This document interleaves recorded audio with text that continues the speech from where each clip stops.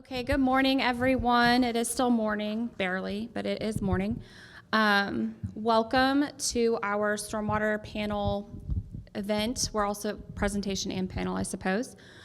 This is kind of your welcome from us. I'm Liz Carter. I'm the MS4 program coordinator for the city of Bloomington. If you don't know what those words mean, we will define them here in a little bit. So I have a couple items to go over before we get started into our presentations.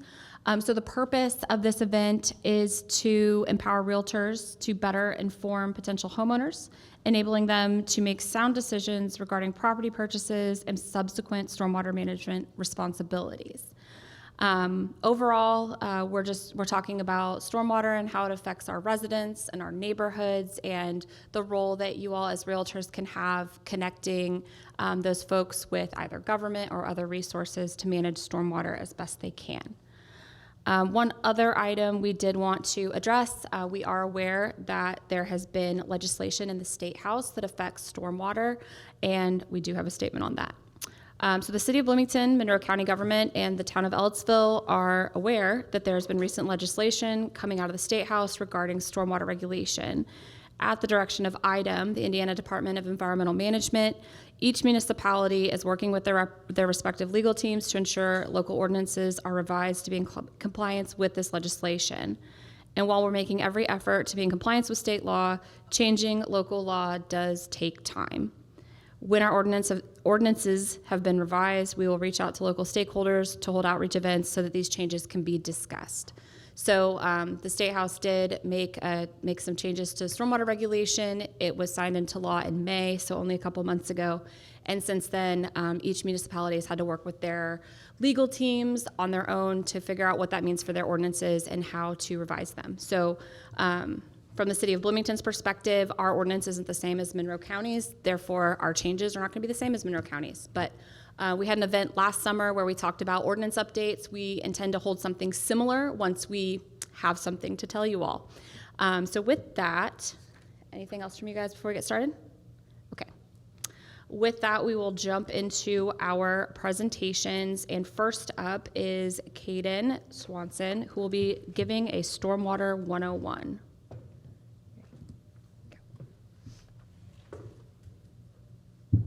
Hi, good morning, everybody. Thanks for coming out today. So my name is Caden Swanson. I'm a utilities engineer with CBU. These are just some pictures of myself. This is my family's, my girlfriend, and our dog Squints. He's a happy little fella, and we love splashing around in the water. So to begin with, what is stormwater? Seems like a pretty simple question, and it kind of is. So stormwater is precipitation and snowmelt, but we're going to go a little bit deeper into it. So the way stormwater is projected is through these rainfall data projections, which NOAA provides Atlas 14. This table on the left here shows the amount of rain within a set amount of time. And you might have heard people say a certain year storm, a 1-year storm, a 100-year storm. And essentially what that means is it's the given percentage chance for anything to happen, or for that storm to happen within a year. So a 100-year storm is a 1 in 100 chance to happen. That doesn't necessarily mean it's only once every 100 years. It means it has the chance to happen 1 out of 100. Moving on from that, why is stormwater management important? Vehicle and pedestrian safety. This is an image from Kirkwood from 2021 where the entire road flooded and there was a lot of damage. Flooding damage to property and homes. I'm sure you all have seen this, especially after the rainfall a couple of weeks ago. We had a 50-year storm, so I'm sure you've seen some damages from that. Erosion issues. This is another image from here in town where the embankment was starting to cave in, and just because it was eroding away from the water flying through it. And you can see it starting to eat away at that sidewalk there. Protection of waterways. This is important for water quality. You can see that this stream here is completely browned, full of sediment, super dirty. Nothing's going to be able to live in there, and that all kind of ties into the idea of one water, the water cycle. This is an awesome image that shows where everything eventually drains to. You can see that we're in the Ohio basin, and that all eventually drains to the Gulf of Mexico. So what we do here is going to impact waterways all the way down to the Gulf of Mexico. It's also important, especially now, because storms are getting more severe and more frequent. Warmer and wetter is what this figure says, but you can see there's an upward trend in the amount of rainfall that's been happening. So the common consensus is that the 5-year storm, the old 5-year storm, is now the 1-year storm. We're seeing them a lot more frequently and a lot larger. Kind of moving along from what is stormwater to how do we manage stormwater, a lot of these things you likely have seen out and about, but I'm just going to take some time to explain some of it. We'll start with the main components of stormwater management. We got conveyance, water quality, water quantity are the 3 big ones, and then of these they have green and gray infrastructure options. So I'll explain what green and gray is here in just 1 second. Look at that, green and gray. Green infrastructure, this is a picture from here in town. This is on Allen Street. This is one of our rain gardens that CBU maintains.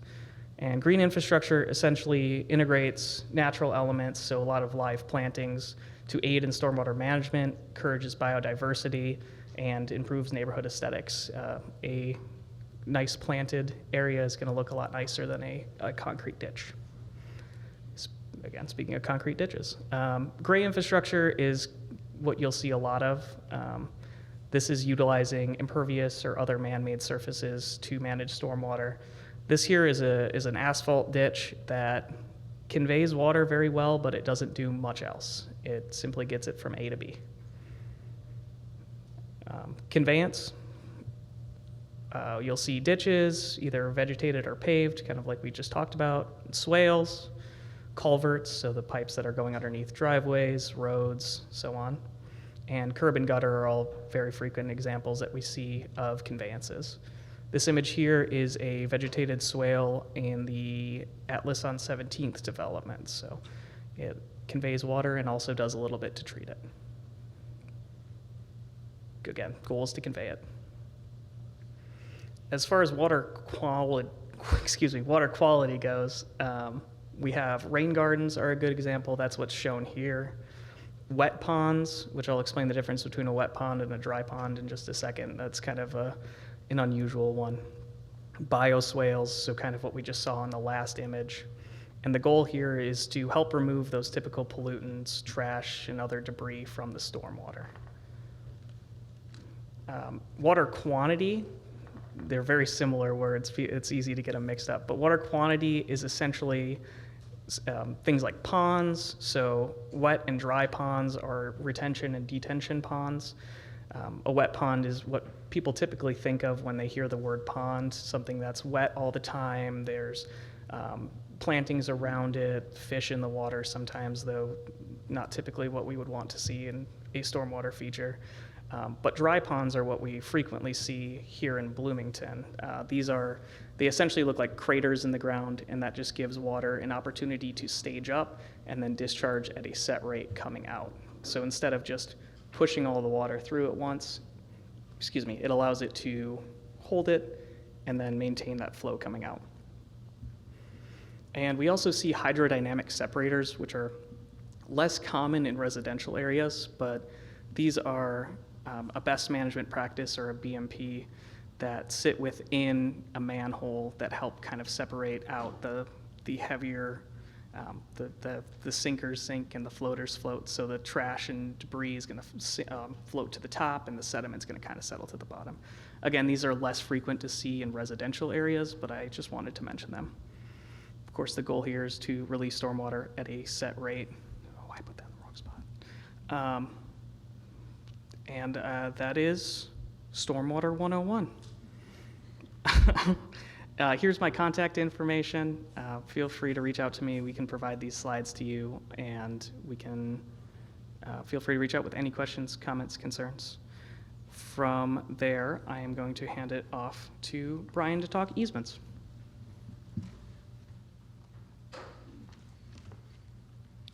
Hello, thank you all for coming, and thank you for having us. I am Brian Blake. I'm the project coordinator for land acquisitions, which is a way of saying I do easements. I was asked to speak about easements because they're a important part of the overall stormwater system because it gives us the opportunity to get in, inspect, make sure that infrastructure is performing as it was designed, and if necessary, make changes or maintenance to it. So easements are defined as it grants someone the right to use another party's property without owning it. It is a legal right that can benefit or burden a property, allowing or restricting certain use of the land. The important takeaway here is to know that the owner retains possession of the property. There may be some conditions about how they can use it, but the utility has a right to be there and to install infrastructure. How are easements created? Well, there's numerous ways, but I'm only going to touch on the most common. The two most common is that they're dedicated through the platting process when people go to subdivide property. Sometimes they're asked to place easements in locations that make it necessary to deliver the utility. Outside of the platting process, we rely on written agreements, just the written easement between the property owner and the utility. And then there's also eminent domain, but that's probably not worth exploring in this context. How can you find those easements? Well, those easements are always recorded, well, should be recorded with the county recorder. You can find them through looking through the deeds. You can sometimes find them in surveys. Good title search should find them, and also by reviewing the plat.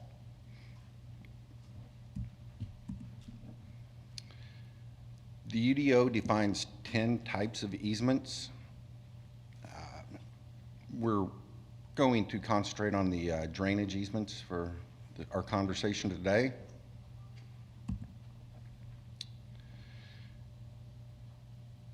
Easements always create a dominant and servient estate. The dominant estate is the entity that gains an advantage from the easement, generally referred to as the grantee. The servient estate is the property that is subject to the easement. The servient estate must allow the dominant estate to use their land consistent with the intent of the easement. Servient estate is generally referred to as the grantor. Public right-of-way. We want to talk about public right-of-way to differentiate that between the right-of-way and easements. Public right-of-way is made up of, as you would know, streets, sidewalks, utilities, curbs and gutters, and it's the responsibility of the adjacent property owner to maintain the portion of the right-of-way in front of their property. Here's an example of a public right-of-way. Even though it's unimproved, it still is controlled by the city. I include this one because you can see an unimproved alleyway, but yet the homeowners are using that unimproved alleyway for things like sheds and whatnot. That's would be considered an encroachment, should not be there, but they do exist. Drainage easements. There's a lot of information here on this slide, I know, and I don't want to dwell on it too long.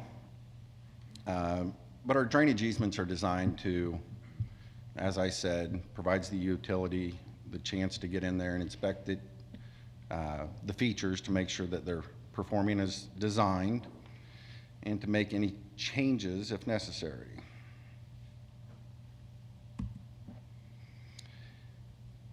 Encroachments. Oh, encroachments. Structures that can sometimes be legally there within the easement, and they can include generally fences, decks, swimming pools. Yes, swimming pools sit over our easements, and sheds. Oh, sorry, I thought I had another slide. We sometimes allow encroachments. They're taken on a case-by-case situation, reviewed by our engineers to make sure that they won't interfere with the function of the infrastructure or our ability to get in there and maintain it. I know I was given 20 minutes, so apologize for speeding through that. If you have any easement questions, you can feel free to reach out to me. And here's my contact information. I'm going to hand this over to Erica or Liz or both. Thank you.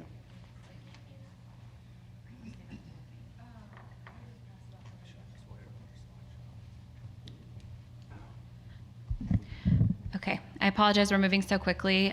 We are very efficient government workers, so I hope you all appreciate that. So Erica and I are kind of tag teaming this topic of public and private stormwater maintenance responsibilities.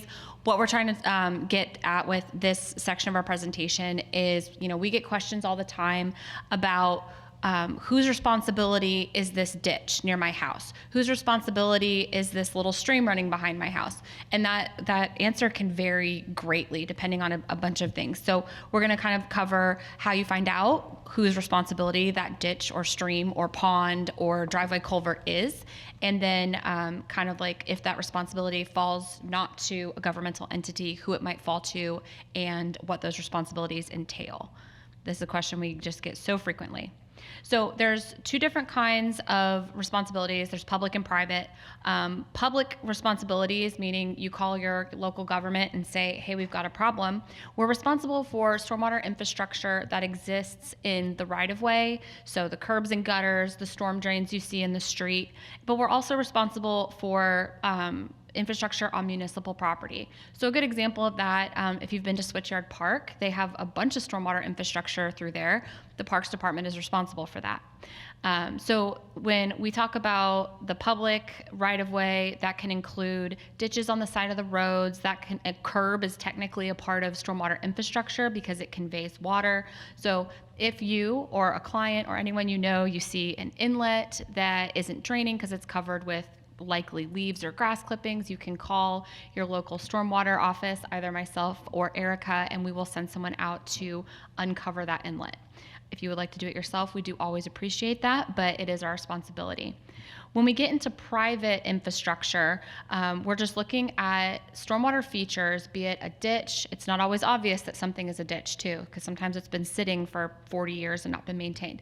So we're looking at ditches and pipes and ponds and all of that kind of stuff that is on private property. It's not on public property, but it likely, hopefully, in Brian's case, does have an easement over it so that your local stormwater governmental entity can enter and inspect it to make sure that these things are working properly. So if you have, let's say you found a ditch and you're trying to figure out whose ditch is this. So there's quite a few places that you could look. I'll just walk you through my process. When I get a call that says this isn't working, can you come look? First, we will probably go to Beacon, which used to be Elevate, or our own internal GIS to look at properties. Is this on private property? Is it on public property? Apparently also the Monroe County government is ahead of the city of Bloomington. They have a public-facing map that covers all the storm infrastructure in their jurisdiction and will tell you if you click on a ditch, a pond, an inlet, is this a governmental owned piece of infrastructure or is it private? We have an internal one that has not yet been made public, maybe one day for the city. You can also look at recorded documents at the courthouse, deeds, plats, surveys, kind of everything Brian has talked about. And then there's also operation and maintenance manuals that could be recorded with your deed or plat. I will talk about those in a moment. And then finally, if you have done all this research on your own and you can't figure out whose ditch this is, you can call either county government, city government, or town of Ellettsville government, who is represented today as well, and you can just ask us, and hopefully we can find out. So I was going to define a couple of words that we toss around a lot in stormwater that not everybody knows what they mean. And if you're the person sitting there that doesn't, sometimes folks don't feel comfortable saying, I don't know what that means. So we say MS4 a lot. My job title is I'm the MS4 program coordinator, and I get asked all the time what that means. The MS4 stands for Municipal Separate Storm Sewer System, which is a mouthful, and I trip over it a lot. So an MS4, it details systems for stormwater that are not combined. So a lot of older municipalities, you think some of the East Coast cities that have existed for a very long time, their sanitary sewer, so what flows out of their toilet, combines with their storm sewer, so what flows off the roads, which does then mean that when there's flooding, like we saw that picture of Kirkwood, it's not just stormwater flooding, it's all the sewage too. So we are very fortunate in the city of Bloomington. We do not have any combined sewer. There are older cities in Indiana that certainly do, but we are very fortunate that we do not. So when we talk about the MS4, we're just talking about the pipes that carry stormwater. There are other people that deal with the sanitary sewer, and I'm fortunate it's not me. So MS4s are entities that are dictated by the state of Indiana. As you are an MS4, you are a territory, a jurisdiction that is responsible for stormwater. So the city of Bloomington is an MS4. Outside of us, basically all around us, the county is an MS4. The town of Ellettsville is its own MS4. Indiana University is its own MS4. So like Erica and I have no jurisdiction there. They regulate themselves. Ivy Tech is actually also an MS4. Their location over on Daniels Way is its own MS4. So sometimes MS4s are huge. The city of Indianapolis is one. It's gigantic. And then sometimes they're very small. Sometimes just a subdivision is its own MS4. So they all try to regulate their area as best they can. But we do work very well together. As you can see, we're all here today. And we try to coordinate amongst ourselves so we don't have disjointed jurisdictions. So that's an MS4. An operation and maintenance manual, which I just mentioned, we commonly call this an O&M manual. This is a document that details the infrastructure that's installed on a project so that future owners, current owners and then future owners, know how it works. So if you have installed a pond, a development is built, a pond is built as part of it, and it's going to be the HOA's responsibility in perpetuity. We expect to see an O&M manual so that future owners, because you're going to have an HOA, you're going to have different board members throughout the years, they know how to maintain this piece of infrastructure. It's going to detail what the plantings are supposed to be, what kind of inspections you should be doing and how regularly, what kind of maintenance activities you need, and then the larger, more capital projects, how often do you need to dredge this pond? So we require, at least in the city, that these are recorded with the deed or the plat when a subdivision or a commercial property is built, so that any future owner is able to find this and understand what are their responsibilities going forward for the infrastructure on their property. Lastly, this is my third defined word, post-construction best management practices. We call these post-construction BMPs, and Caden touched on that briefly.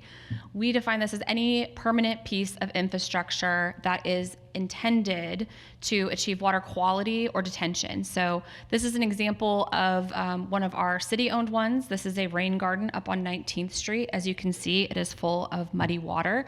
After some storms that we had a couple weeks ago, there was some discharge from a construction site, but the fact that it's holding that muddy water means that it's working. That muddy water didn't go into our streams and into our creeks. It does mean that my green infrastructure team has some work ahead of them, but that's okay because we don't want that dirt in our streams. So a BMP could be a rain garden like this. It could be a pond. It could be a swale. It could be a hydrodynamic separator, as Caden briefly touched on. But if we gave you a presentation on hydrodynamic separators, that would be its own afternoon. It could be a green roof like the one we just toured earlier today out at the Trades District, which is lovely. You should all go check it out. So anything that accomplishes that goal of either improving water quality or holding back water to maintain water quantity. That's what we consider a post-construction BMP. So HOA responsibilities. So we're kind of putting together HOA responsibilities and private citizen responsibilities. In my time with the MS4, there are situations where we go out to someone's property. Let's say they have a stream, kind of a stream running behind their house, and they assume it's the responsibility of the HOA. And we have to tell them, you need to go look at your CCR, covenants, conditions, and restrictions. Okay, I never get that right. Go look at your CCR. That's your agreement between your HOA and yourself to find out whose responsibility it is. Sometimes it is the responsibility of the HOA to maintain, a linear stream that runs through 45 properties. Sometimes it's not. Sometimes it's on each individual homeowner, which means, if somebody builds a retaining wall in the way and affects the flow for everyone upstream and potentially everyone downstream, that can be a problem. So we are kind of lumping those together right now. We're just saying, the private responsibilities, but I do think it is important to note that it could be on an individual or on a larger body. So the common items that we see that are private responsibilities are culverts and pipes, Swales and ditches. This is a very nice swale out at our fire department training building. Structures. So this is a structure when you see a pond that is built. At the top, you see a beehive, but this is everything that goes under the ground that you don't see, including an orifice and a big, deep, dug-in structure riser item. And post-construction BMPs just generally. So this is a little pond out at Atlas on 17th, but it could be, again, ponds, swales, rain gardens, anything like that. So a note about culverts and ditches. So driveway culverts are an item that folks don't understand responsibility very well, so I figured I'd talk about it. A culvert that goes under the driveway is the maintenance responsibility of the owner of the driveway. That is confusing because it is almost certainly in public right-of-way, but it's not a thing, it's not an item that the utility would have installed for drainage. It's only existing because somebody wanted to build a driveway. So that culvert, if it gets clogged with leaves, if it starts collapsing, that is the responsibility of the private property owner.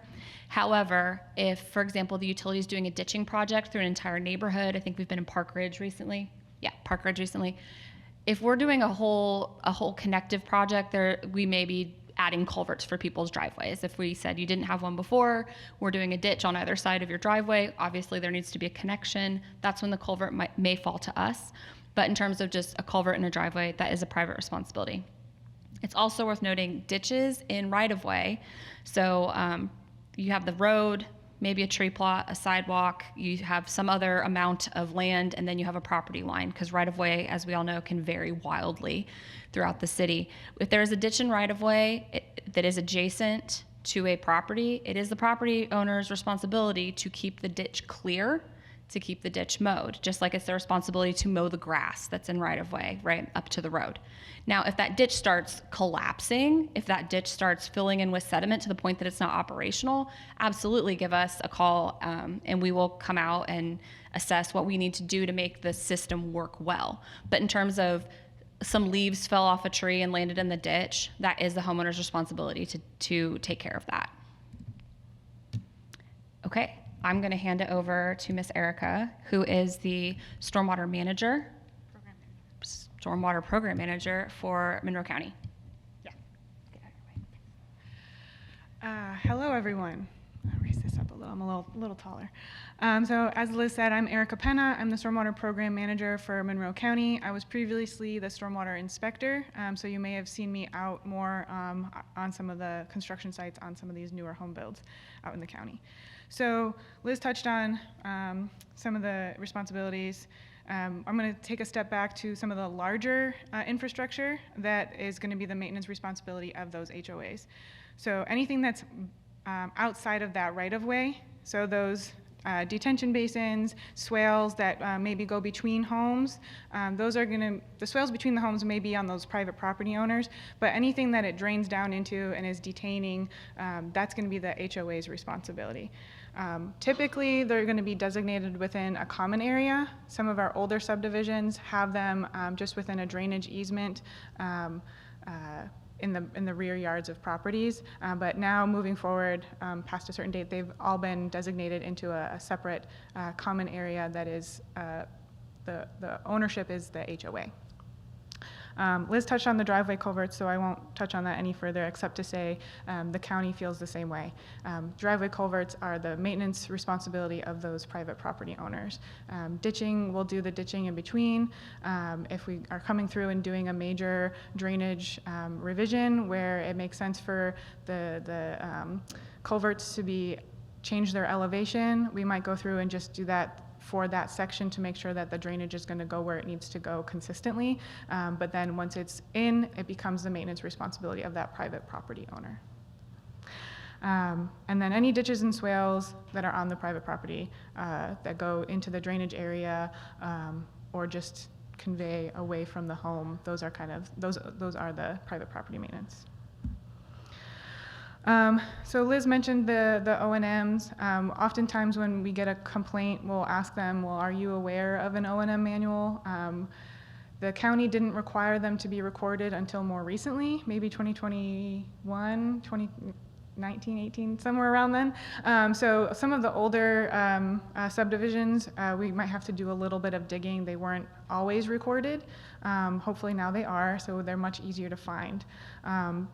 But we try and look through our records. Planning department, we work with them quite a bit. They often have some of those records, or local design firms may have them as well. We're looking for the O&M to tell us exactly where those structures are, where those common areas, easements are, because that really helps us know who's responsible for what. It also gives us a description. Sometimes the maintenance has fallen off the track, and we don't know exactly what it was supposed to look like. Sometimes if there's an underdrain, the vegetation has just grown in so much, we don't even know that an underdrain is there anymore, and maybe it's not functioning anymore because some of that vegetation has just grown in and collapsed it.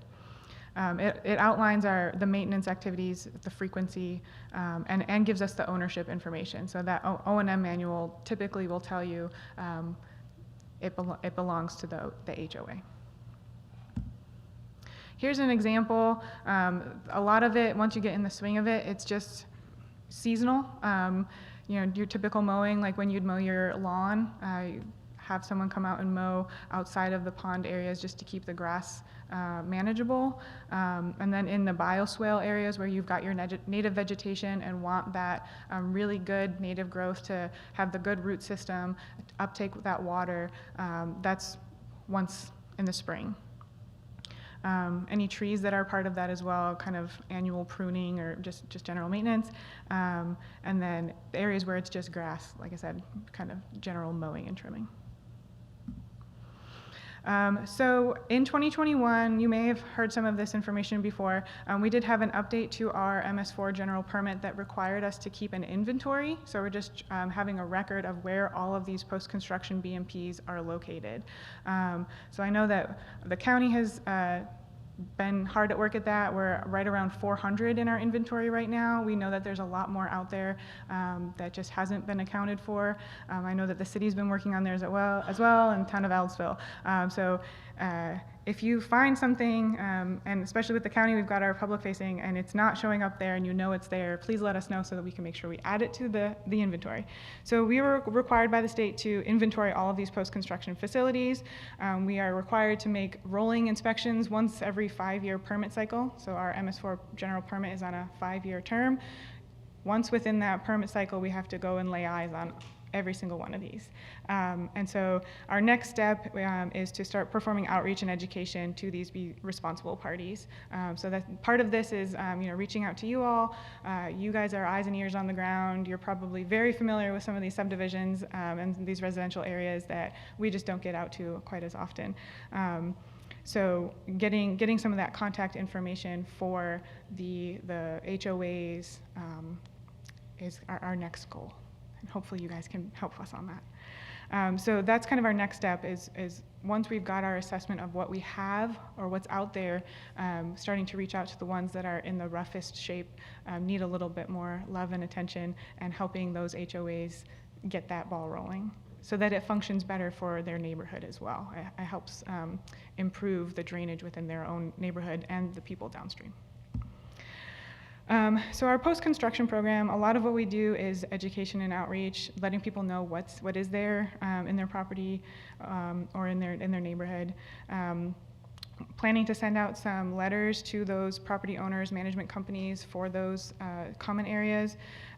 Last August, we held an HOA workshop, which was really well attended. We got some really good feedback, started to make some of those connections with some of those HOAs. I think we're gonna look towards doing that again this year. Just continue to make those connections and opportunities for people to learn more about what's in their neighborhood. We're also updating our website. The county is doing a major renovation to their website. So when we make that transition, hopefully at the end of the month, that we haven't had a set date yet, but within the next month, our website will be a little bit more streamlined and easier, pointing you in the right direction to the resources that are going to be what you're looking for. And we're always trying to keep that information updated and relevant. So one major note that I wanted, while I have the attention of our realtor friends here, is there are some detention facilities that are on common area lots. Those common area lots should never be sold to an individual property owner. We have had a couple instances where that has happened, and it kind of puts the onus for maintenance and liability on an individual property owner, which is not probably in their best interest. So if you come across a listing or someone inquires to you about wanting to purchase or wanting to sell a property that is listed as a common area, holds a detention area, and doesn't have any other residential dwelling on it, please let us know, because that should not ever be listed for sale. It should be maintained in perpetuity with the HOA. And with that, I think I am done. Okay. So I think we'll move on to the panel. Mason, do you want to come up and oversee us? You can field the questions, maybe.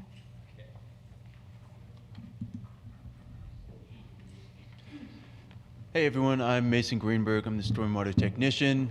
I wanted to create this kind of space just like I heard there was last year for the contractors and that community for the Bloomington and Monroe population. So I'm really grateful that you're all here today, and I hope we can continue to do things like this.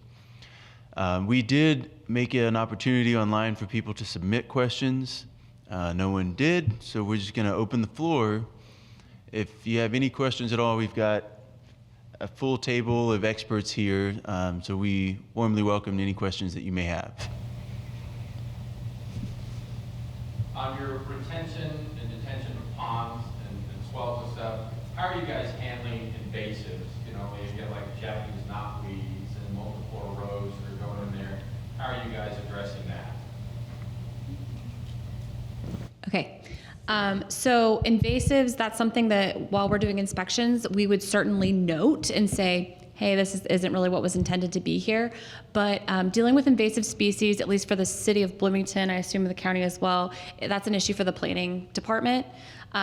So like they theoretically have a policy that whatever landscape plan, if there is a landscape plan, is supposed to be maintained in perpetuity. But to my knowledge, they've never followed up. I used to work in planning, so it is direct knowledge.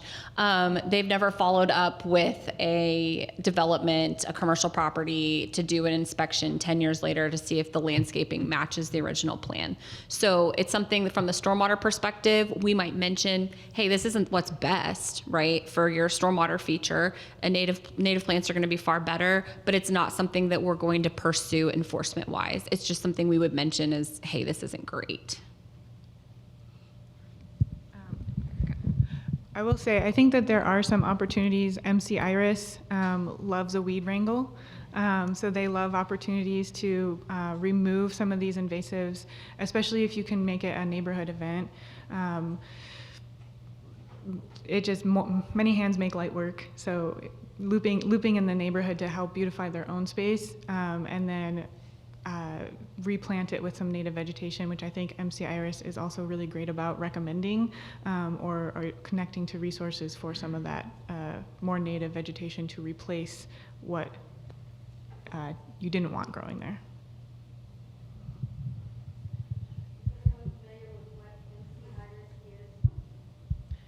Oh, yes.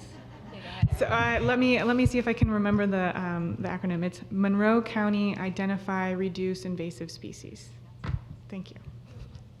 Good quiz.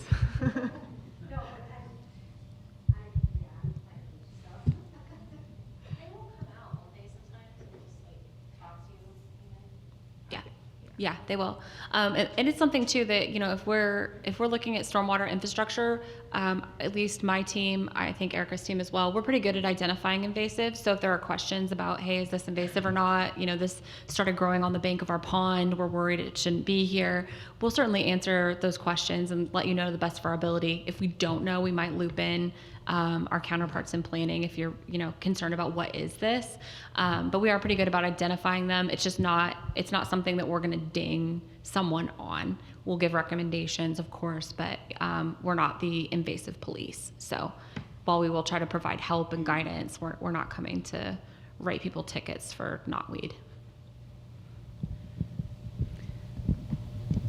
Could you explain the process and I guess the purpose of the stormwater survey? So I ran into a situation, it's been a little while ago, on a very well-established subdivision, very small, with about 12 building lots. In the middle of the whole process, we get hit the stormwater survey that had never been talked about. And it cost the buyer an extra $3,000 to delay their processing by a month. We're just blindsided by it. I had never heard of it before. Now granted, nothing had been built for a little while in the subdivision except off of Mel Curry. But those types of things.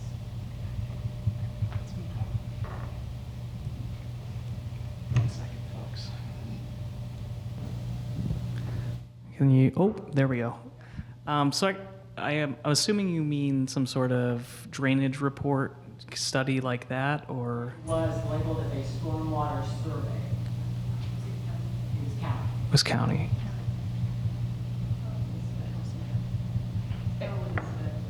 So there. Sorry. So there's a stormwater pollution prevention plan that is required for development. It's basically how are you going to prevent sediment from leaving your site? How are you going to limit the impacts of stormwater from your site? I know that several years ago there was kind of a shift in leadership. Kelsey was the previous stormwater program manager, and so she was a little more consistent about asking for it for every single project. So that might have been the change. Going forward from that, it's local engineers anticipate it, so it's included now. So that just might have been in the learning curve where they didn't realize that they needed it, and yeah. It's already been platted for 22 years. Okay. To have this come up out of nowhere, just Yeah. it's a glorious process. Anyway, because of slope changes over the last 20 years. Mhm. Do you need a microphone? Maybe 20 years ago, of course, you has changed 5 times. You can't do it now. And this added to it. So Yeah. buyer and seller both had to pay an extra $15,000 to get a lot developed and make it buildable. And that just added its own interest. Okay. Just that we as realtors are prepared Mhm. for those types of things when we educate our clients. I think that was also around the time that the planning department and the county started requiring individual lot plans. That might be around the time that the county planning department started requiring individual plot plans for residential developments as well. And so now everyone's aware of that, and it's being factored in. So that might have been outside of what we were requiring, and it's a planning department. It's always nice to blame things on another department. So I did want to add something real quick. So when somebody is anticipating doing development, large or small, we very much encourage people to come talk to us first. So Caden and I probably have like 2-3 meetings every single week with someone who is planning to do development or redevelopment or expansion or what have you, because we want to talk over those stormwater concerns up front. We don't want it to be a surprise. You know, it's not a gotcha quiz. You know, we want to give guidance. We want to be resources. So when folks have something planned, we very strongly encourage them to come. They're welcome to come to our office, sit down in a conference room, talk us through what they're planning so that we can step them through all this so it isn't a surprise later. And we realize, you know, stormwater, you know, Ken was talking earlier about how like a 5-year storm is now a 1-year storm. Stormwater's changed drastically in the last 5-10 years, and regulation of it has moved along quickly as well. So we realize folks don't always know what they need to do, and we do want them to come talk to us. It's not a secret, you know. We're not trying to play gotcha. So if you do have anything come up that you're not sure, if you need anything from us, I think most of the time, if it's single lot stuff, the answer will be, you don't need anything from us. Thanks for calling. We appreciate it. But in case it is kind of a unique situation, we are happy to see folks and talk them through it. And just some more general information about the SWIP, that is a requirement through the Construction Stormwater General Permit, the CSGP. So that's triggered off of a set amount of disturbance. So if it's over an acre, then the SWIP is required as part of that. From IDEM, thank you. Who sets the SWIP? Who makes the CSGP requirements? Explain that. I don't. From IDEM. The state. I just, It's a state requirement. I just, Yes. oh, sorry. Liz explained IDEM earlier. It's required by the state to follow those standards, and that's what we do. And yeah. have your fees changed? To be honest, I was on the city council, this came through 20-some years ago, and I call it the rain tax. Mayor Fernandez was just so happy. Anyhow, there was quite a bit of discussion back then as to why we need it, what we're going to do, but more how we're going to pay for it. And it ended up being a flat rate. It was, at the time, it was too difficult to figure out a way to make it more site-specific, which obviously it is. Okay. Is there any, and I've got a couple of follow-up questions. So has there been any change, or is there anything in the works to change it from a flat rate where my 1 acre lot pays the same as Brian's 5 acre lot? Fantastic question. I'll answer from the city, and then I'll let Erica answer for the county, if that's okay. And then our friend Dylan, who we did not introduce, and I think he was fine with that, is here representing the town of Ellettsville. And be kind to Dylan. He's been in the MS4 world for a year now? Just about 2. Oh, just about 2. Okay, I was going to give you even. So, he is our representative from the town of Ellettsville, and we didn't even make him do a presentation, but he does have to answer questions. Okay, so the City of Bloomington's stormwater rate for residential properties is a set fee regardless of size of residential properties.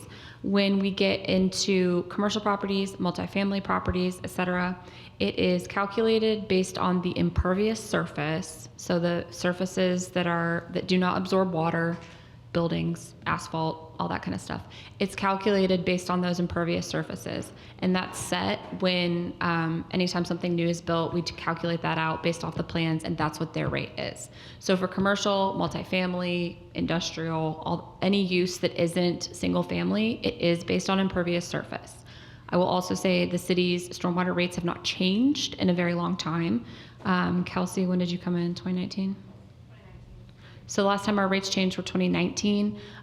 There's a strong possibility we'll have a new rate case in the next couple of years to change how we assess those rates, because obviously it's not perfect. And one quick follow-up I wanted to add to that. Prior to about a year ago, we also didn't charge any fees for plan review, for development, for issuing permits, any of that. So and our fees for permits are not much at all, but every other department, building department, planning department, everyone charges a fee. We didn't, and we were finding that in some cases we were doing many rounds of review for development, and that meant that Caden and my reviewing plans for 10 rounds of review was being subsidized by ratepayers. So we've changed that so that developers are paying that fee, especially if we go past a certain amount of review time. So we have added fee structure so that when our time is taken up by activities that are not directly impacting ratepayers, that someone else is paying for it and not being subsidized by ratepayers. In a follow-up, what about, back then there was also discussion of regional detention. Okay, some way, instead of having each individual lot or person take care of their problem, some way. We have a lot of dry holes around now, and you go by them, they look like crap. They got everything. I know we can change it, going through whatever. We'll get the stormwater police out there and take care of the dry holes. They don't mean that badly, but they're dry holes. They fill up extremely rarely, and that's another batch of things. But there's got to be a better way of doing that, where they just take a piece of ground that was nice and turn it into an eyesore. Now, back to that, what about, and I'll let that go, what about regional detention? Has there been any discussion? Is there any kind of ongoing thought of, we need to do this more regionally? Certain areas are much more of a problem with runoff than others, which is the way the world works. You get out west of town and it's full of sinkholes, disappearing creeks, and this, that, and the other, and it's totally different than most of the rest of town. Yep. So is there anything that we can take care of instead of having all these, I look at it like in a commercial area, right by Cheddar's, huge dry hole, looks not so good. I said, well, why couldn't you go in there and put a concrete platform on top of it, keep what's underneath it there and build something on top of it. And that or turn it into a lily pond, I'm not sure which. Sure. What about, sorry, I go off. That's okay. We have plenty of time for the panel. That's okay. Let's go back to regional detention. Regional detention. So first question, regional detention. Yes, that is something that we're working on. We have a couple smaller projects that should be coming forward here soon. We have a little bit of regional detention being built in the Waterman neighborhood. It's not going to be very large because what we're constrained within the city, like within city limits, is property. Like, we don't have a whole lot of opportunities to build regional detention, because obviously if we're trying to capture water on a regional level, we're talking a large volume. Caden is working with the Parks Department right now to build something in the Winslow Sports Complex, because those neighborhoods over there have some drainage issues.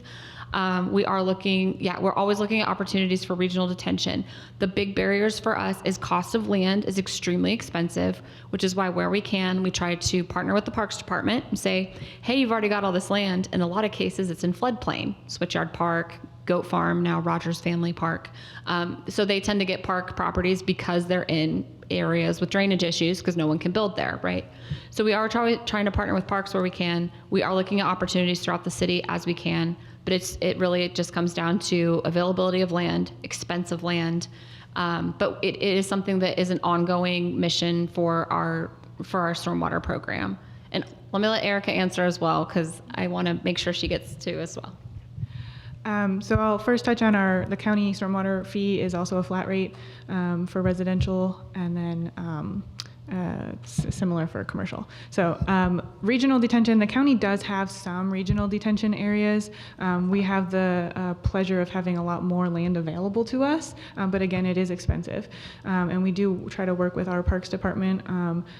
There are some areas where, we've got these grand ideas and hope to put things in motion, but it takes time, it takes planning, it takes a lot of coordination, and we're getting there. Much more efficient and much less expensive instead of kicking me every time I come and develop a property, no matter how big it is. I got to go through all this engineering and this, that, and the other. It's extremely expensive and adds another cost of housing. Which, anyhow, to be able to do that. One more quick question, I'll shut up. Cindy's on. Cindy's coming back. Who are we protecting? Okay, and I talked about this a long time ago also. We're spending a lot of money, putting a lot of energy, a lot of time, a lot of resources, okay, into retaining water, right? Do we have areas, I know we do, that we need it more? Lake Monroe or Monroe Lake, whatever you want to call it, was built for this specific purpose. It's because of the flooding of the Wabash River. And that's one of the reasons that the lake was put in there, where they take enough detention for a lot of. Most of Monroe County does not drain to Lake Monroe. No, it does not, but it flows into the same stream. Downstream, downstream. Mm-hmm. Yeah, but it's, so are there areas that we're trying to protect more than others?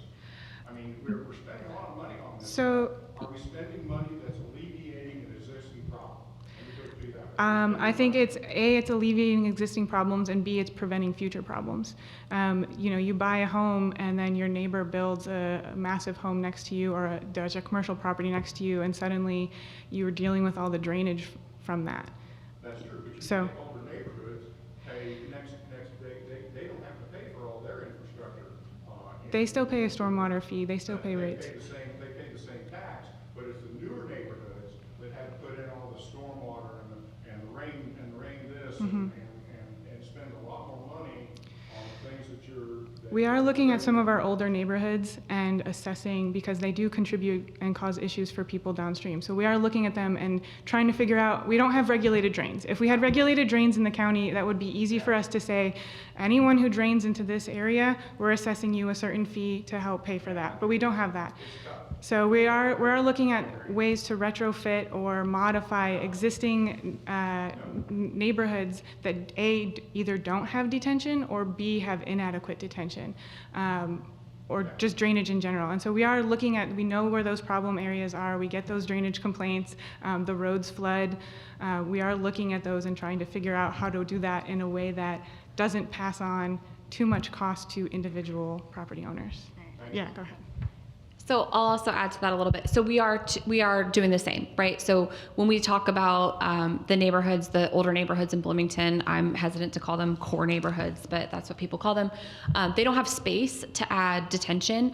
But I will also say we get complaints from those folks all the time about why do I pay the same rate as someone else when in a lot of cases these neighborhoods are so old that they don't even have stormwater infrastructure. So there's like a good section of East First Street that just goes downhill and there's no inlets. So those folks call us up and they say, well, every time you guys pave the road, it's like getting higher and higher and higher. So every time it rains, the water sheets off the road onto my property, into my basement, and there's no inlets, there's no pipes in the street, there's nothing there. What am I paying you for?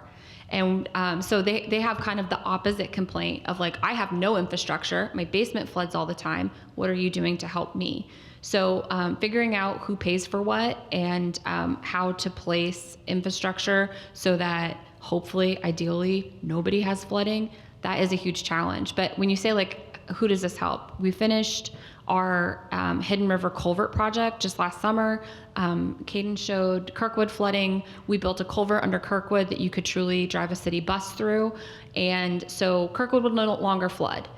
However, it was very expensive. However, that water's just been moved downstream. So while Kirkwood will no longer flood, now, you know, my team and Kelsey as well, we're trying to figure out what to do with all that water that's discharging at First Street. At like First between College and Walnut, because every time it rains, that water is just moving to a new location. And then eventually, if we don't detain it, it leaves my boundaries and it becomes Erica's problem. So, you know, and flooding it, yeah, Clear Creek floods. We had someone lose their life on the Dodds Bridge just a couple years ago. So we are constantly looking at what we can do in terms of regional detention, in terms of projects that the city pursues to help this. But, you know, and I realize the new neighborhoods have to do all this stuff. It's not fair that the old neighborhoods don't have to, but there's no land. You know, we have not tried, maybe we can, but it would not be popular, go eminent domain people's houses and say, we're gonna build a pond here. You know, I mean, that's you know, kind of what we're faced with. You know, we look at like the near West Side neighborhood where properties are very small. There's no like big swaths of land for us to build in. There isn't the possibility for detention. But when we look at that near West Side, we then follow the watershed down and we see Building and Trades Park. And we say, hi Parks, would you like a pond here? Which is actually what we're working with them on right now. So like we're looking for opportunities where we have property, where we have the possibility and it's economically feasible to build regional detention. But there are situations where a neighborhood is, you know, 150 years old and it wasn't built they didn't even think about stormwater at all then. There's just not going to be regional detention there. So is it a possibility in the future that those people pay a higher rate because they're not managing their stormwater? Certainly possible. We will take public input when we have a rate case, so we expect to see you there. You change property taxes to allow for that because they're paying so little. Mm-hmm. So no, I totally recognize that, and that's something we struggle with all the time. But like I said, those folks who don't have regional detention in their neighborhoods, or they don't have, you know, a pond as part of their subdivision because the neighborhood's just too old, they have the exact opposite complaint of what am I paying you for? You know. They never paid for it to begin with. Well, they do now, right? They pay a stormwater fee every single month as part of their utility bill. That infrastructure when that was built. Right. Compared to newer neighborhoods. Yep. They paid for it. Yep, absolutely. Continue to pay for it. Yes. Yeah. Tough enough. Yes. I'm Just curious, is there like a map, is there like a map where it shows where the drainage is really bad for realtors? I mean, we don't have a map that's like, don't buy a house here. So actually, Like a flooding, like a recent like flood kind of a weird. great question. The first place I would look is the floodplain map, because we get people all the time that call and say, we have a person right now that we're back and forth with. They're like, my property floods every time it rains, and we're like, your entire property is literally in the floodplain. Like it's going to flood. I can see that. Yeah, yeah. The air, like when there's a heavy rain, Mhm. all of a sudden you can't drive down First Street, and you just might have flooded out your car, like those Yeah. kind of things. Do you have a map for that? We do not have an official map for that. Caden, I'm going to defer to the engineer to see if you can give guidance. There's been like some You're also always welcome to call us and be like, hey, do you guys have any complaints of like a history of flooding in this location, in this neighborhood? And we'll be honest with you. Certainly that's huge. Yeah, a lot of it is just institutional knowledge that's been passed down from people who've been in the positions for a long time and know certain neighborhoods and certain callers. To be quite honest, that's mostly what it is. Yeah, I have had a few people reach out to us before purchasing a home, just the prospective homeowners, and say, we're interested in this property. Have there been any drainage complaints about it? Has there been any issues with flooding on this road? Or they're saying we want to be able to build a barn or do these things with our property. Can you see any kind of restrictions that would be in place with that? So I highly encourage you to reach out to us if you have someone that's looking to use the property in a certain way or has very specific concerns. Yeah, definitely. And we've started using at the city this program called CityWorks, which is allowing us to kind of maintain some of these calls when we get them in. So like Erica's mentioning, if you were to call us and say, hey, I'm looking at this property, is there any complaints that have been received? We can look up that address and see anything that we have loaded in as a work order or a service request for our crews to go check out. That's not open to the public. Correct, yeah, that you would just need to reach out to us. Mason, you can call people. So this is where You mentioned, and shared a statement, you mentioned the change in the state law and shared a statement at the beginning. In the period of time that you're doing the assessment overall, what can you tell us about how you're handling some of the data compliance from the stormwater standpoint? Do you want to go first? So if I'm understanding the question, you're asking how we're moving forward with that just until we make our updates. So we're kind of moving forward, operating it as normal because we've been given zero guidance from the state. And our legal team has kind of advised us to just move forward as normal. And then once we change our ordinance, then that's when the change will go into effect. And I'm hopeful that we can have something within the next month. The wheels of motion at the legal team are not as quick as we want them to be, but they are moving. So hopefully by the end of next month, we will have much more information to share. Yeah. From the city, same. We are, we hope to have updates in the next month or so. Legal is really driving that because they're checking everything to make sure they think that everything's legal. I'm not a lawyer. The way we're kind of operating right now, we have been lucky where we haven't had many projects come forward that are in this like questionable zone. So, projects that are like under an acre, we haven't had many. And again, when we encourage people to come in and talk to us, like that's what we're talking through with them. If this project is over an acre, it will be regulated, as it was. The state has all these requirements that we have to follow anyway.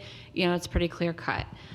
When they're in that question zone, that's when we want folks to come in and talk to us about what they're doing, and we'll kind of like lay out like, here are the ways this may go. And the idea is we want people to come see us early, because by the time they actually submit plans, drainage reports, that kind of stuff, we hopefully will have revisions that in place. So yeah, we're kind of taking it on a case by case right now. And then if we're not sure, honestly, we defer to our lawyer and say, what should we do in this case? We don't want to be overly aggressive. So I will say we are leaning to the far more conservative side right now, where we're like, if we're not sure, if our ordinance hasn't been updated, or we're worried a section of it is no longer valid, we're going to err on the side of not enforcing it until we have a new ordinance that has made it through all the channels. Kelsey, do you want to say something? Kelsey, would you like a microphone? I know you don't want to, but you sat so close to it. I just want to say that the law that was passed, from our perspective as the local regulating entity, is just very difficult for us to interpret and enforce. And that is the reason why it's not an easy, yes, here's how we're moving forward, because we not only have to have a local ordinance that mirrors the CSGP, we're also regulated by our MS4 general permit that tells us to have a local ordinance at least as stringent than the CSGP. So we're talking in circles all the time, and we're trying to figure out the best way forward to change our local regulations to be in spirit of this new regulation while still being in compliance with our MS4 regulations and everything else. So it's really tricky legally for us to locally figure out what this is going to look like. So that's the reason it's not an easy, straightforward answer. And the other thing I want to add is that, those of you that do work regionally, you're going to run into this. I'm on a statewide board of MS4s that we meet once a month. Every single municipality in the state of Indiana is going through the exact same thing. And I will say that Eric and I are incredibly lucky that we have a legal team that works for the city or the county. A lot of the folks I talk to are having to go hire outside legal because they have one lawyer for their municipality, and that lawyer basically handles they cover their city or town council or something like that. So we're really fortunate, but every single municipality in the state of Indiana, of which there are hundreds, if not over 1,000, they're having to go figure this out on their own. They're looking at their ordinance and saying, what can we keep? What can we not keep? And, the item has not given us much guidance, I think is the most diplomatic way to say that. They've been asked at events. They have told us to go consult with our lawyers. So we're doing our best. The people at IDEM have always been fantastic and wonderful, and we appreciate them very much, but they have had no guidance for us. They've just told every municipality in the state of Indiana, go call your lawyer, you guys figure it out on your own. So unfortunately, we're gonna have a lot of people with different answers throughout the state. We've been left in an awkward position, and we're trying to do our best with it. And for the town of Ellettsville, we're basically doing the same thing. We hired a legal team to work on it, and our lawyer as well. As of right now, we're just kind of running how we normally have, and just like them, just erring on cautious on some of the smaller lots, and just trying to get through until everything's figured out in the next few months. So just a question for adults. Mm-hmm. There's just a lot of flooding in the downtown area. Those floods happen more and more. Is there some kind of, strategic plan for Ellettsville, to try to, because if we have Switchyard and Bloomington, what are they trying to do down there? Is there anything we know to get that better? Well, we just did the Vine Street project, which helped a whole lot. And we're looking into buying more land. We had an engineer come out and showed a couple different pieces of property on what to buy, where would help. It's hard to get land to try and get that amount of water to stop. You had a question back there? Well, first, Liz, I want to say we miss you at the planning department. Appreciate your leadership today. And water management might be the most important thing that the city does. So my question, I think, is a quality of life issue. Kate mentioned working with the Winslow residents there. Is there any collaboration with the Parks Department on specifically Winslow Sports Park, where we saw 9 of 16 rec games canceled because of flooding? The floodings on 3 and 4 based on permitting service just north of those fields. And we saw one out-of-town tournament move to Columbus because of flooding, which is an economic development issue. Certainly, yeah. A lot of the issues specifically at Winslow are more catered towards issues that are at the neighborhoods that are along Wexley, so the adjacent neighborhoods. The regional detention would still impact Winslow Sports Complex to a certain degree. I can't guarantee that it would fix it.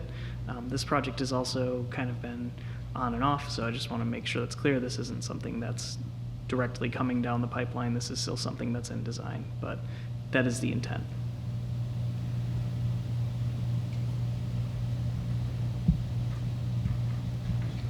So for this question, we're going to pretend that I live in Monroe County. If I lived in the county, I've got what would be like an easement in my backyard, and I think I was calling it the wrong thing, but now that I've heard the presentation, I think I have like a swale in the backyard. And it holds water probably 3 to 4 months out of the year.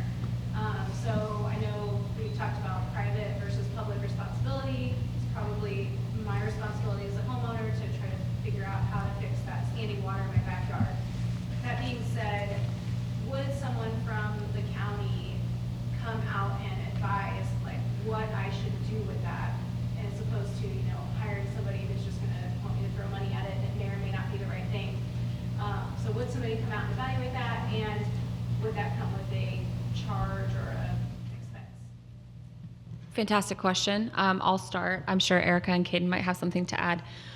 So at the city and at the county, if you personally have a drainage concern on your property, if you have a client who has a drainage concern on their property, our job is to come help you. So if you give us a call, you know, we're not going to come out with a backhoe and fix it for you, but we absolutely are here to come in and give advice about drainage issues. And if the answer is this is larger than your one property, this is a swale that expands through a bunch of properties and then goes to a pond, this is, you know, a infrastructure that's 40 years old and needs some attention, we'll certainly tell you that. But if there are, we also just go to single properties that are saying, water's getting into my basement, what can I do on my property? You know, I've got a contractor that told me a French drain, and then somebody else told me to build a rain garden, and I don't know what to do. I'm not a drainage engineer. Well, the good news is I have a drainage engineer, and he'll come with me, and I'll hold his clipboard while he, you know, gives you advice. So we're very happy. Like when I talk about like, you know, ratepayers, when I was talking about like how we are collecting fees from developers so that our, you know, ratepayers aren't subsidizing that. As ratepayers, that is like our public service to you. You pay a rate, we are there to help you. So if you have questions, you have concerns, or even just like my neighbor's gutters are all discharging onto my property, how can I manage that? We're happy to come out and talk through it. I will say we have a bit of a backlog right now because of the extreme storm event we saw 10 days ago. Yeah, so it may not be we'll come out tomorrow, but that's a lot of what Caden's team and my team do, is we go out into the public and we look at people's properties and we give advice to the extent that we feel comfortable. And I think Erica probably very similar. I'll pass the mic to her. Yeah, so especially in the county, we don't have a drainage engineer on staff. We're not lucky like the city. But one of my staff will come out, and if it's identified as something that's something coming off of the roadway that's causing the drainage issue, we'll look at what we can do within our right-of-way and within our own infrastructure. We'll, you know, before coming out there, we'll typically look up your address and see if there is a platted, you know, subdivision plat for there, and see where there might be easements. That gives us a good idea of what we might be finding when we come out there, if you haven't sent pictures or anything. And it tells us where that water is meant to go. So it sounds like if you've got a swale in your backyard, coming from one neighbor through your backyard through to the next, that's intending for that water to move on to somewhere else. So it's going to end in a pond. So that'll kind of prep us for what we might encounter when we're out there. At the county, we do partner with the Soil and Water Conservation District for a mini grant, they're called, which help alleviate some of these private property drainage issues. So they can help, especially if you're going to work with your neighbors and have a cohesive effort to improve this, and that's going to be your best bet for a success. You and your neighbors can apply for these grants to help install the native vegetation, fix some of that infrastructure that may be not maintained. But yeah, just like Liz said, the stormwater rates help pay for us to come out to help you. That we are here, we are public servants, we are here to help the property owners. And I don't know if Ellettsville would like to, Dylan would like to add anything. We do the same thing. If you call, how you get a hold of us is you call the Ellettsville Planning Department, and then they will relay the message to me or our street commissioner, and then we go out. We have most of the time it's me, but we have one other guy that goes out, and if he can't look at the situation and be like, okay, well, this is pretty simple, I could handle it, then he'll call me out, and then we have an engineer on staff 24/7. So if I can't figure it out, then I'll involve him as well in it. But always call us. We're willing to help on anything like that. Yeah. Is there a website or email address for the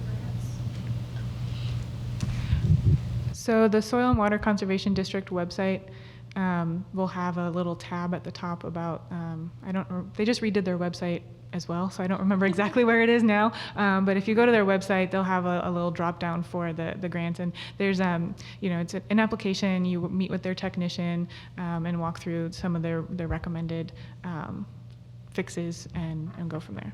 And then just earlier you guys mentioned there's an O&M manual. Is that public knowledge? Yeah, O&M manuals, if they exist, which is a big asterisk, because, at least in the city, we go see things that were built in like the 60s, and is there a manual in that case? Probably not. But O&Ms are totally public knowledge. If a neighborhood is trying to find out if they have one, we'll look through our files. If that's something we can find, we're happy to provide it if it didn't, get lost amongst the years. And but yeah, O&Ms are totally public knowledge. Now we have people record them, like we mentioned with the deed or with the plat. So you could just go to the county courthouse recorder's office and search a plat or a deed, and the O&M would be attached to it. So totally public knowledge now. The only ones that aren't is just because they were so old, they were not, made public knowledge when they were created. Yeah. Okay, I think we are at time. If you guys do have any further questions, we're gonna make the slide deck available to our event hosts so that they can send it out. It has all of our contact information on it, except for Dylan's, which we'll add. Very popular. But thank you guys for coming so much. And once you have our contact information, if you have follow-up questions, you ever need a meeting to talk about a new development, you want us to come look at some stuff out in the county or city, we're happy to do it. Okay. All right, thank you.